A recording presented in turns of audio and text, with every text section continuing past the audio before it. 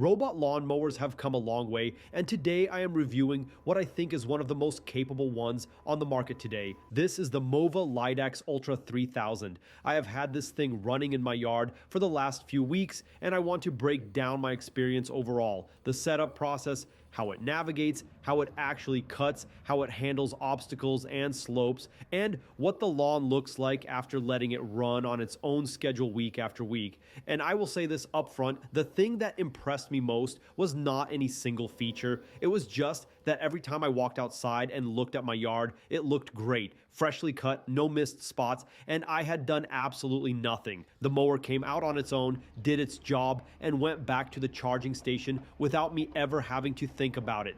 That is ultimately what a robot mower is supposed to do, and this one delivers on that consistently. So let me take you through the whole thing and show you why.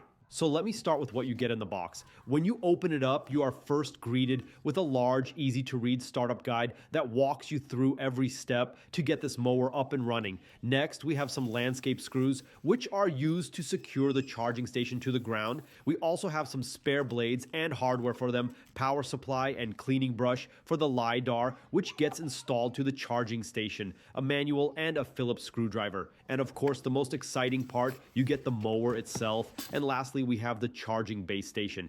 Everything you need to get up and running is already in here, and the setup is genuinely one of the easiest I have experienced with a robot mower. There are no boundary wires to bury and no RTK antenna to mount somewhere on your house. You place the charging base station on a flat, accessible spot, connect it to a standard outlet, download the MOVA app, and you are essentially ready to go.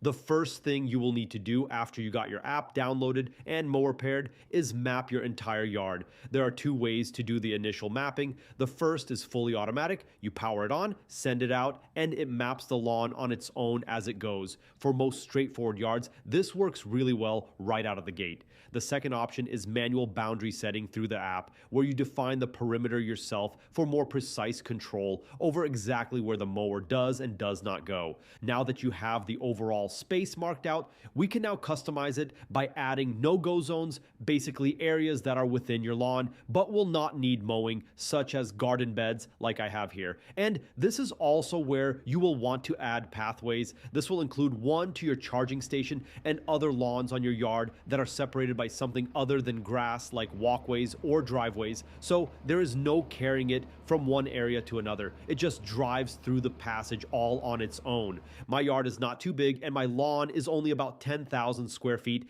and it took me just around 10 to 15 minutes to map everything out. As soon as your mapping is finished, we can adjust the settings. The first thing I set up was the mowing schedule. You can assign each zone its own individual schedule, so different parts of your yard mow on different days or at different times.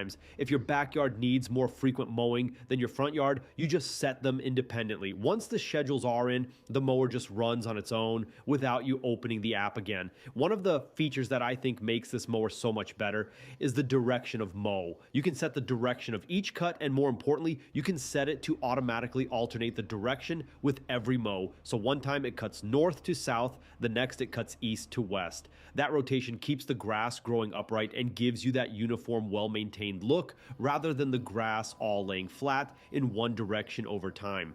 The cutting height can also be adjusted anywhere between 1.2 and 3.9 inches, and all these settings can be customized per zone or your entire lawn overall. And the app shows you a live map of where the mower is and what it is doing in real time, so you always know exactly what is going on, even when the robot is scheduled to be done with its job. So now let's talk about how this mower actually cuts, because I think this is where a lot of people have questions. The cutting system runs dual floating discs with 12 blades total across a 15.8-inch cutting width. That dual disc setup is a big deal because it means the mower is covering significantly more ground with every single pass compared to a single disc mower, combined with the intelligent U-shaped path planning that ensures it covers every inch of the lawn in overlapping rows, so there is no random wandering and no missed strips. The cut quality stays even across the entire lawn. Now, the battery on a full charge covers up to 3/4 acre. When it runs low, it automatically returns to the dock, recharges in about 90 minutes, and then heads back out and picks picks up exactly where it left off.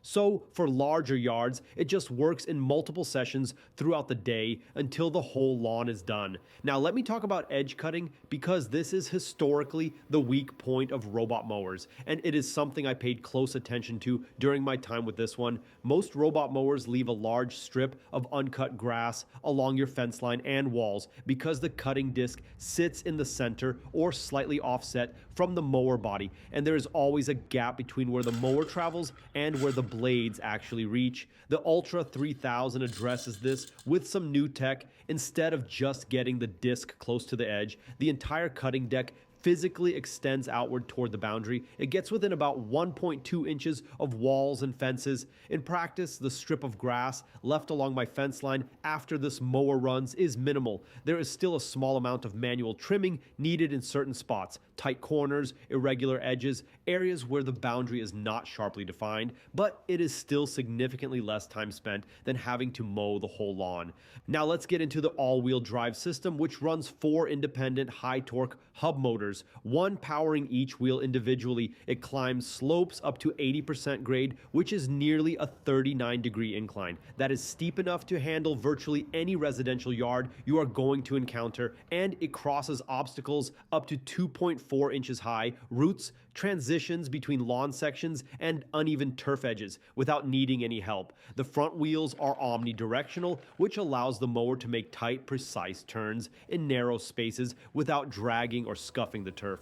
Your lawn does not end up with worn patches at the turning points the way you can get with less sophisticated drive systems. The advanced suspension system keeps all 4 wheels in contact with the ground across uneven terrain, which is what allows the floating cutting discs to do their job properly. Now, obstacle avoidance. The same AI vision system that handles navigation also handles obstacle detection in real time. It can identify over 300 types of objects and route around them without slowing down or stopping. For added security, the Ultra 3000 has location tracking built in with off-map alerts, so if the mower ever leaves its designated area, you get notified immediately through the app. So to wrap this up, after several weeks of running the MOVA LiDAX Ultra 3000 in my yard, coming out to having a freshly mowed lawn basically any day of the week was a breath of fresh air.